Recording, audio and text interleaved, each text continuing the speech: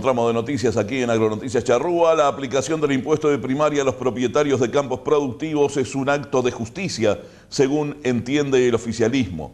La reforma a la normativa que fue aprobada en las últimas horas en la Cámara de Senadores pasa ahora a la Cámara Baja, a la Cámara de Diputados, para su análisis. Según el senador del MPP, Ernesto Agassi, la iniciativa apunta a medir a las propiedades en áreas rurales con la misma vara que se miden las de zonas urbanas o suburbanas. El legislador también argumentó la negativa del oficialismo al aditivo impulsado por el Partido Nacional al proyecto para que la recaudación del impuesto se vuelque en obras y recursos para las escuelas rurales. En tal sentido, el legislador del Frente Amplio sostuvo que el contribuyente no es quien tiene que decidir a dónde van los montos que aporta. También consultamos a Agassi sobre la iniciativa ingresada a la Cámara de Senadores en las últimas horas, a través de la cual se varía el destino de la recaudación del IVA a frutas y verduras importadas.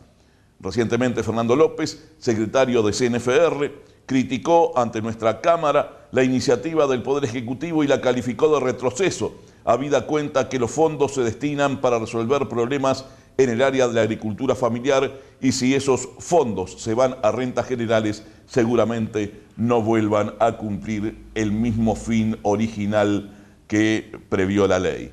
En el comienzo, Agassi habla del impuesto a primaria en el agro. Sí, primero, este es un impuesto que tiene 29 años de sancionado.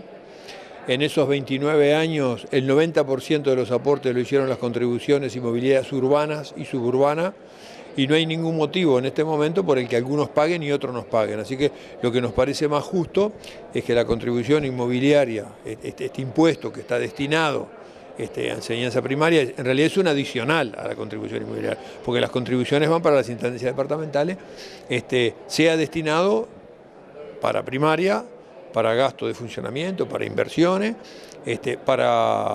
por los propietarios de todos los inmuebles. Así que yo creo que los propietarios de inmuebles rurales van a tener la satisfacción, en todo caso, de que van a ellos también poder aportar para mejorar la enseñanza. Ahora, hubo un planteo que han levantado algunos dirigentes gremiales, no todos, de que esto sea destinado a las escuelas rurales. También la bancada del Partido Nacional creo que lo planteó en la discusión, ¿no? La bancada del Partido Nacional se hizo eco y presentó un proyecto. Tuvimos una discusión muy profunda.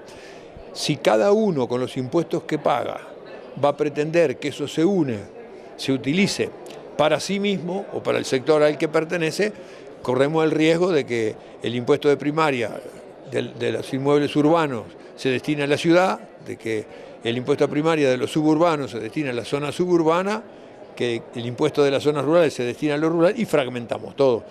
De hecho, enseñanza primaria ha recibido en el medio rural importantes gastos en inversiones, en equipamiento, por ejemplo, lo que tiene que ver con la electrificación rural, con el alumbramiento de agua, con la computadora, hasta con la caminería, sin que el sector rural lo haya pagado.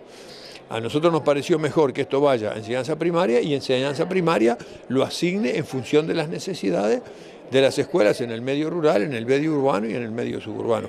También en el medio urbano hay algunos lugares que están bastante peor que algunas zonas del medio rural. ¿Quién puede hacer mejor esto que enseñanza primaria? Lo importante de esta ley que estamos aprobando es que ya no lo va a recaudar más enseñanza primaria. En realidad lo va a recaudar la DGI, y la DGI tiene herramientas para apretar las tuercas y al que no paga obligarlo a pagar, sea de la ciudad, sea del medio suburbano o sea del campo. Senador, algunos dicen que no es el mejor momento para seguir sacándole a través de impuestos recursos al campo. No, obviamente no es un buen momento, ya que hay problemas de sequía, hay problemas de mercados, hay problemas de precios, en fin, hay una cantidad de elementos que están afectando. El agro ya no es lo que era hasta el año pasado, obviamente. ¿Es un buen momento para esto? Para poner un impuesto, ¿cuál es el buen momento? Si las cosas andan bien, no es el buen momento para no recortar los beneficios de quienes están invirtiendo. Si las cosas andan en crisis, no es el buen momento porque la gente no tiene para poner.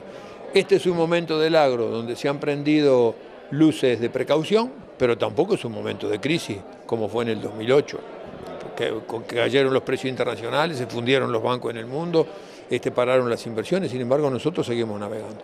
Este impuesto no afecta, en realidad, primero no es un impuesto a los productores, es un impuesto a los propietarios de los bienes. Yo conozco muchos propietarios de tierra que no son productores, que viven de renta, y ellos como propietarios de los inmuebles van a tener que pagar. Y después no van a pagar los productores familiares.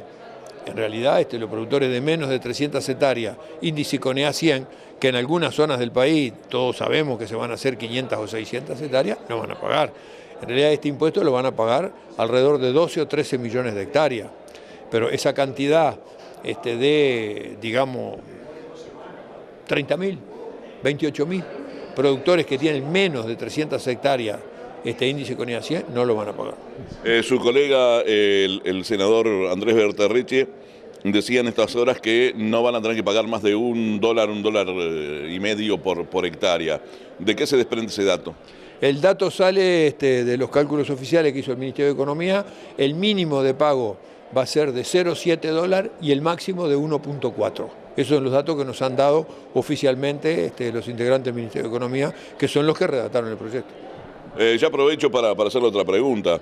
La Comisión Nacional de Fomento Rural manifestó su preocupación en las últimas horas por otro proyecto que envía el Poder Ejecutivo en relación a cambiar el régimen tributario de frutas y verduras, ese con el que se alimenta económicamente el Fondo de la Granja. Sí, esto fue un impuesto que se creó cuando el tornado aquel del 10 de marzo del 2002, en realidad está vigente hasta el 1 de julio del 2015.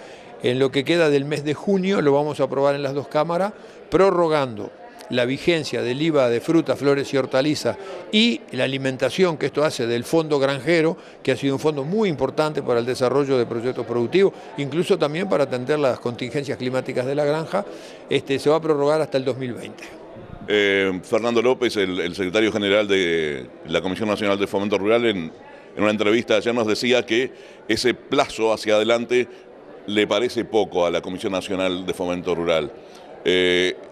¿Estarían de acuerdo los senadores oficialistas o el sector del gobierno en cuanto a extender más ese plazo? Y este plazo tiene que ser por un periodo razonable. ¿Cuánto es un periodo razonable? En realidad nosotros lo dejamos para todo un periodo de gobierno.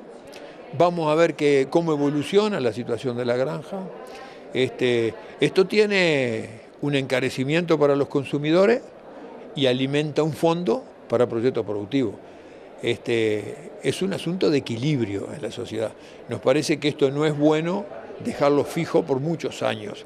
De hecho, ahora rige hasta el 2015 porque así se decidió cuando se creó el Fondo Granjero, que fue en el 2008.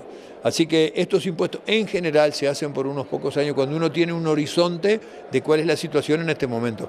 Pero no sabemos cuál va a ser la situación de las producciones hortícolas y frutícolas, la producción de huevos o de carne de cerdo o de miel para más allá del 2020. Es razonable hacerlo por un periodo acotado y después vemos cómo anda. Y bien, amigas y amigos, por el momento es todo. Los esperamos en nuestras próximas emisiones para seguir compartiendo con ustedes nuestra pasión por el campo. Que pasen bien, les esperamos.